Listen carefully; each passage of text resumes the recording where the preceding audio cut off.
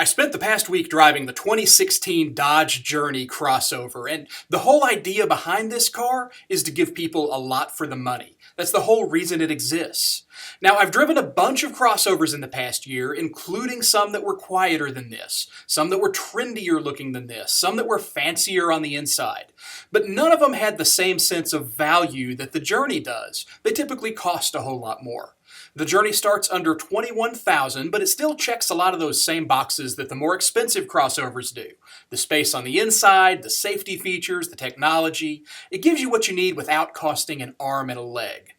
The other thing about the Journey is, as Dodge puts it, it's the Swiss Army knife of crossovers. You can get it with a 4-cylinder or a 6-cylinder engine, 2 rows or 3 rows of seating, front-wheel drive or all-wheel drive, and several ways to change the way it looks from the factory. So you can really kind of configure the thing exactly how you want it.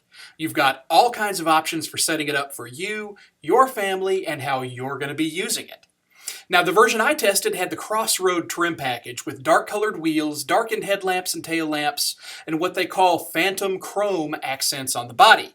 It's a pretty cool-looking, almost sinister custom feel, but it can't hide the fact that the body is still very traditional. It's not as modern-looking, you might say, as some of the sleeker, rounder crossovers out there. Now, my tester had a base price around $26,000, but they added thousands of dollars worth of options on top of that. Things like heated leather seats, a heated steering wheel, navigation system, 3-zone climate control, and remote control start. So it had a whole bunch of bells and whistles that I wouldn't personally need on my car.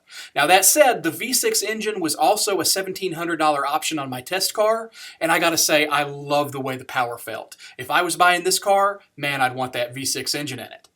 So the total out-the-door price for my tester turned out to be around $32,500, and I think that's a great price considering all the stuff it came with.